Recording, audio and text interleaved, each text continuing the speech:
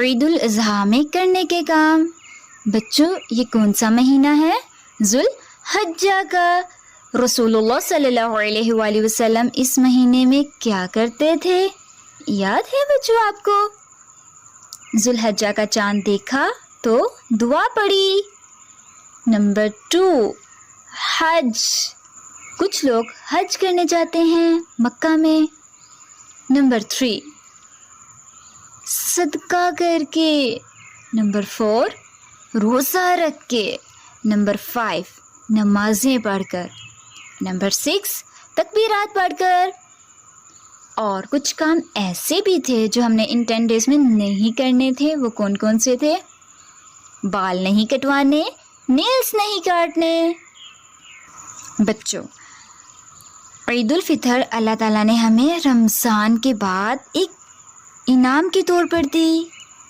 اسی طرح اپنے بہترین دوست خلیل اللہ حضرت ابراہیم علیہ السلام نے جو قربانی کی، اس کو منانے کے لیے اللہ تعالیٰ نے ہمیں ذوالحجہ کے ماہ میں ایک اور عید دی۔ اس عید کو ہم عید الاضحیٰ کہتے ہیں۔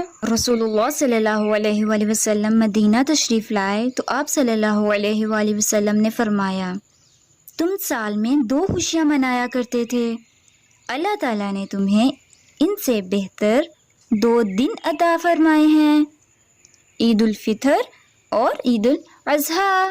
بچوں آپ کو معلوم ہے عید الاضحیٰ کے دن میں ہمیں کون کون سے کام کرنے ہیں؟ چلیں ہم دیکھتے ہیں کہ رسول اللہ صلی اللہ علیہ وآلہ وسلم کون کون سے کام کیا کرتے تھے، اور انشاءاللہ عید الاضحیٰ میں ہم بھی وہ کام کریں گے، اللہ کو راضی کر لیں گے اور اللہ تعالیٰ کے خلیل اللہ بن جائیں گے انشاءاللہ۔ نمبر 1 رسول اللہ صلی اللہ علیہ وآلہ وسلم غسل فرمایا کرتے تھے۔ نمبر 2 آپ صلی اللہ علیہ وآلہ وسلم اچھے کپڑے پہنتے تھے، مسواک کرتے تھے، خوشبو لگاتے تھے۔ نمبر 3 آپ صلی اللہ علیہ وآلہ وسلم غریبوں کو صدقہ دیا کرتے تھے تاکہ کوئی بھی انسان اس خوشی کے دن بھوکا نہ رہے۔ نمبر 4 آپ صلی اللہ علیہ وآلہ وسلم عید کی نماز سے پہلے کچھ نہیں کھاتے تھے، تو انشاءاللہ جب ہم بھی عید کی نماز پڑھنے کے لیے جائیں گے تو کچھ نہیں کھا کے جانا انشاءاللہ۔ نمبر 5 عید کی نماز کو جاتے وقت نبی کریم صلی اللہ علیہ وآلہ وسلم تکبیرات پڑھا کرتے تھے۔ بچوں یاد ہے وہ تکبیرات کون سی تھیں؟ چلیں میرے ساتھ پڑھیں۔ اللہ اکبر لا الہ الا اللہ واللہ اکبر وللہ الحمد اللہ اکبر کبیرا والحمد للہ کثیرا وسبحان اللہ بکرۃ واصیلا۔ گڈ۔ صحابہ ان تکبیرات کو اتنی زور سے پڑھتے کہ ہر کوئی سن لے، تمام گلیوں، سڑکوں اور بازار اللہ تعالیٰ کی تکبیرات سے گونج اٹھتے۔ نمبر 6 رسول اللہ صلی اللہ علیہ وآلہ وسلم عید والے دن 2 رکعت نفل نماز پڑھتے تھے، جس کو ہم کون سی نماز کہتے ہیں؟ عید کی نماز۔ شاباش۔ نمبر 7 عید کی نماز کے بعد خطبہ ہوتا، جس کو سننا مسنون تھا، بہت پسند کیا جاتا ہے۔ تو انشاءاللہ آپ لوگوں نے عید کی نماز پڑھنے کے لیے جانا ہے، اس کے بعد جو خطبہ ہوگا اسے آپ نے دھیان سے سننا ہے انشاءاللہ۔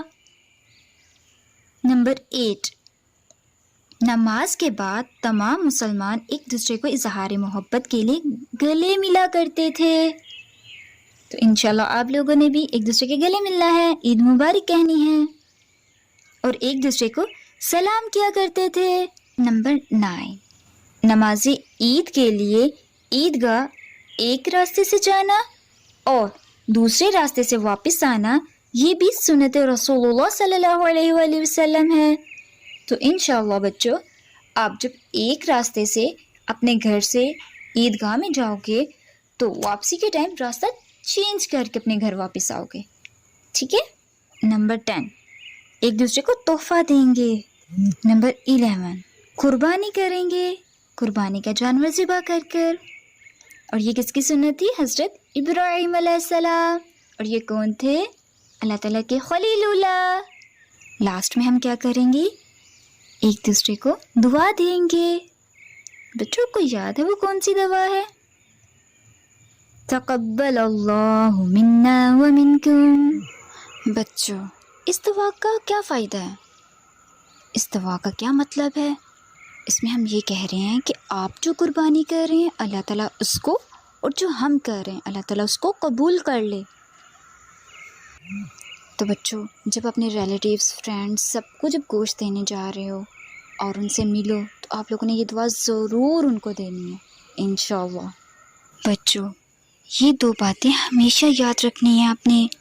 عید کے دن اللہ تعالیٰ سے بخشش کی دعا کرنی ہے، ہدایت کی دعا مانگنی ہے، اللہ تعالیٰ ہمیں معاف کر دے اور ہمیں ایک اچھا مسلمان بنا دے، آمین۔